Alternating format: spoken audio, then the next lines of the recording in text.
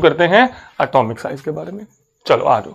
अच्छा, आपको याद है रदरफोर्ड और नील बोहर साहब ने कहा था कि एटम के सेंटर के अंदर प्रोटॉन पाया जाता है, यानी न्यूक्लियस पाया जाता है, और इलेक्ट्रॉन उसके अगल बगल गोल गोल घूमता रहता है, झूमता रहता है ना।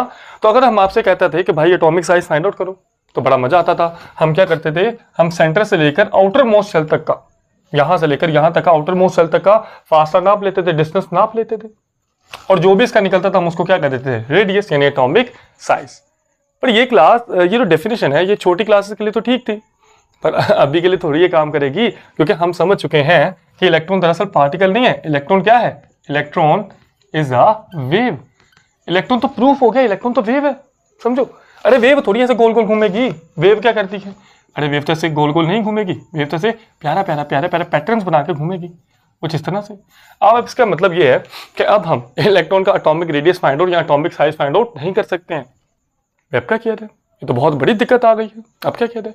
तो इसका सबसे बेस्ट सोल्यूशन यही है कि आप कभी भी एटॉमिक साइज को डायरेक्ट फाइंड आउट मत करो, आप एटॉमिक साइज को फाइंड आउट करो इन दी बॉन्डेड स्टेट।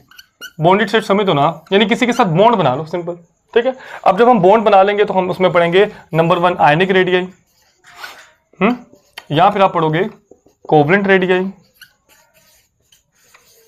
चलिए, तो इसमें हम यही दो पढ़ेंगे, लेकिन और भी होते हैं, जैसे मेटेलिक वाले भी होंगे और वांडर वाल साहब वाले भी होंगे, लेकिन हम उनको नहीं पढ़ेंगे, वो बड़ी क्लासेस के अंदर जाकर पढ़ा जाता है। हमारे सिलेबस में तो आयनिक है और कोवलेंट है, तो हम इन्हीं के बारे में बात करेंगे। क्लियर है? करी जाए बात, करी जाए बात, मिटा दूं ना? ओके हो गया, मिटा देता हूँ। चलो चलिए, तो पहले ना मैं आपको थोड़ा एटॉमिक साइज फील करा देता हूँ कि ना एक्चुअल में वेरी कैसे करता है, फिर उसके बाद आगे चलते हैं। देखें, हमको पता चल गया कि एटॉमिक साइज कभी भी एक एटम का फाइंड आउट नहीं हो सकता। हमको क्या करना पड़ेगा? देखो, हमको एक एटम को पकड़ना पड़ेगा, कोई भी एक एटम है, फर्स्ट के लिए इसका नाम ए है, कोई भी हाइड्रोजन हो सकता है, हीलियम, कुछ भी हाइड्रोजन है, तो आप एक काम करो, इसका रिएक्शन इसी के जैसे एटम से करवा दो, यानी ए है तो उसका रिएक्शन ए से ही करवा दो, क्लोरीन है तो क्लोरीन से करवा दो, फ्लोरीन है तो फ्लोरीन से करवा दो।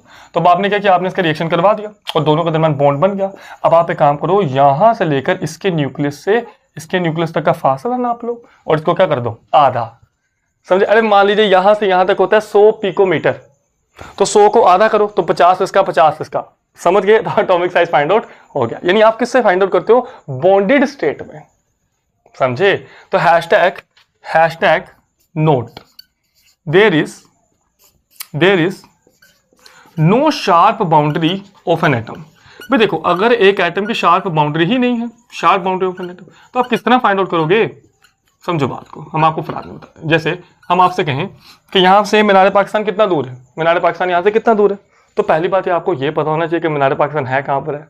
भाई अगर आपको यही नहीं पता मीनार पाकिस्तान कहाँ पर है, तो आप किस तरह से बता सकते हो कि मीनार पाकिस्तान यहाँ से 2 किलोमीटर दूर है, 3 किलोमीटर, यानी कितना दूर आप नहीं बता सकते। तो सेम केस यहाँ पर है भाई, या तो हमको पता होना इलेक्ट्रॉन एग्जैक्टली यहीं पर है, 100% यही है, तो फिर तो हम यहाँ से लेकर यहाँ तक आया इंची टेप लेकर मास्टर नाप लेंगे तो हमको क्या मिल जाएगा? Atomic size. पर इलेक्ट्रॉन का तो पता ही नहीं है, समझे? इलेक्ट्रॉन यहाँ पर भी हो सकता है, यहाँ पर भी हो सकता है, यहाँ पर भी हो सकता है। आपने याद करो, आपने ऑर्बिटल वाली जो डेफिनेशन पढ़ी थी उसमें आपने पढ़ा था कि इलेक्ट्रॉन के पाए जाने की संभावना, चांसेस, प्रोबेबिलिटी कितने % होती है? 95% होती है ऑर्बिटल में, पर 5% तो अभी भी चांस है ना, इलेक्ट्रॉन यहाँ पर ना हो सकता है, इलेक्ट्रॉन यहाँ पर हो सकता है, इलेक्ट्रॉन यहाँ पर हो सकता है, इलेक्ट्रॉन यहाँ पर हो। यानी भाई हमको पता ही नहीं इलेक्ट्रॉन कहाँ पर है। भाई जब हमको पता ही नहीं इलेक्ट्रॉन कहाँ पर है तो हम एटॉमिक साइज किस तरह फाइंड आउट करेंगे? समझे? थोड़ा फील हुआ? एटॉमिक साइज फाइंड आउट नहीं हो सकता, समझो, एटॉमिक साइज फाइंड आउट नहीं हो सकता। तंग नहीं करो यार, समझ गए? समझ गए? मिटा दूं? चलो मिटा देते हैं। अभी थोड़ा इसकी वेरिएशन के बारे में पढ़ते हैं कि पीरियोडिक टेबल में कैसे वेरी होते हैं। पीरियोडिक टेबल समझते ना? अरे वही यार, बचपन में जो सब्जियों के नाम पर तुमने याद किया था, हाल ही ने की रब से फरियाद, वो वाला याद आया? चले लिखें, चलो, hydrogen, lithium, sodium, potassium, rubidium, caesium, francium. अच्छा प्यारे बच्चों, ये कौन होते हैं? ये होते हैं अल्कली मेटल्स, अल्कली मेटल्स। अच्छा, ये beryllium, magnesium, calcium, strontium, barium और रेडियम, ये क्या होते थे? Alkaline earth metals. याद देगा, अल्कली मेटल्स। और ये कौन से हैं? Alkaline earth metals. ठीक है, ठीक है। चलो, इधर कौन होते थे? अच्छा याद रखें, आपने पढ़ा हुआ टॉप टू बॉटम जाना, ऊपर से नीचे जाना क्या कहलाता है? ग्रुप्स। तो ये दोनों क्या हैं? ग्रुप्स। अच्छा जी, इधर आए, इधर इधर इधर, तो यहां पर होते थे बोरॉन, एल्यूमिनियम, गैलियम, इंडियम और थैलियम। इसके बाद कौन देखने को मिलता है? Carbon, silicon, germanium, tin, lead. इसके अलावा नाइट्रोजन, फास्फोरस, आर्सेनिक, एंटीमनी और bismuth. Oxygen, sulphur, selenium, tellurium, polonium. अभी हम आपके सामने सारे ग्रुप बना रहे हैं, ये सारे ग्रुप हैं। अब आपको जैसे मर्जी याद कर लो, सब्जियों के तौर पे याद करना है वैसे कर लो, वरना हम आपको शॉर्ट करके कभी बता देंगे। Fluorine, chlorine, bromine, iodine, astatine और helium, neon, argon, krypton, xenon, radon. समझिए। देखें अब हुआ क्या भाई, अगर तो आप यहाँ ऊपर से नीचे जा रहे हो तो ग्रुप्स वाली फील आ रही है। पढ़ा ना आपने पीरियोडिक टेबल में, ऊपर से नीचे जाना क्या कहलाता है? ग्रुप। ऊपर से नीचे ग्रुप, ऊपर से नीचे ग्रुप। जैसे ये एक ग्रुप है, ये अलग ग्रुप है, ये अलग ग्रुप है, ठीक है। पीरियड क्या होता था? यहां से यहां दौड़ते रहो, जैसे यहाँ पे हाइड्रोजन, तो हाइड्रोजन से दौड़ते दौड़ते दौड़ते हीलियम पे आ दो, ये क्या बन गया? पीरियड। अच्छा, यहाँ पर lithium, beryllium, boron, carbon, nitrogen, oxygen, fluorine, neon, इस तरह दौड़ोगे तो इसका मतलब ये क्या हो जाएगा? पीरियड। समझ गए?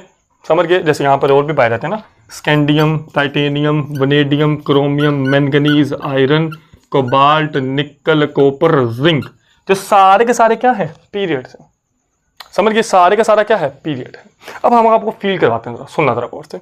ये क्या है? हाइड्रोजन। तो हम बनाते हैं, हाइड्रोजन के पास होता है एक इलेक्ट्रॉन और इसके पास एक प्रोटॉन होता है। अच्छा, अब आप लिथियम के पास हो, लिथियम के पास कितने हैं? 3। तो पहले शेल के अंदर आ गए 2 और दूसरे के अंदर कितना आया? 1, ठीक है। और इसके पास प्रोटॉन भी कितने हैं? 3। अच्छा, उसके बाद ये क्या? सोडियम। पता भी है कैसे फिल करना है? नहीं, इलेक्ट्रॉनिक कॉन्फ़िगरेशन देख लो यार, मजा आएगा। पहले शेल में 2 डालने हैं, दूसरे में 8 डालने हैं, तीसरे में आते 18 है, लेकिन पहले आपने 8 डालने हैं, बाद में बताएंगे ऐसा। चलो, सोडियम के पास 11। तो पहले शेल में 2, दूसरे के अंदर आएंगे 8 और तीसरे के अंदर प्यारे बच्चों 1 इलेक्ट्रॉन, 1 बचा ना, तो 1 इलेक्ट्रॉन आ गया। और इसके पास प्रोटॉन कितने? 11। अब समझो बेटा, हर शेल में, हर एटम में सॉरी, जितने ही इलेक्ट्रॉन पाए जाते हैं उतने ही प्रोटॉन है। जैसे इसके पास 1 इलेक्ट्रॉन 1 प्रोटॉन, इसके पास 3 इलेक्ट्रॉन 3 प्रोटॉन, इसके पास 11 इलेक्ट्रॉन 11 प्रोटॉन, इसके पास होते हैं 19 इलेक्ट्रॉन 19 प्रोटॉन। अच्छा, अब मैं आपको समझाना का चाहूँ, ये देखिए बेटा, पहला एटम है, इसके पास सिर्फ एक ही शेल है, दूसरे एटम के पास 2 शेल हो गए, तीसरे एटम के पास 3 शेल हो गए।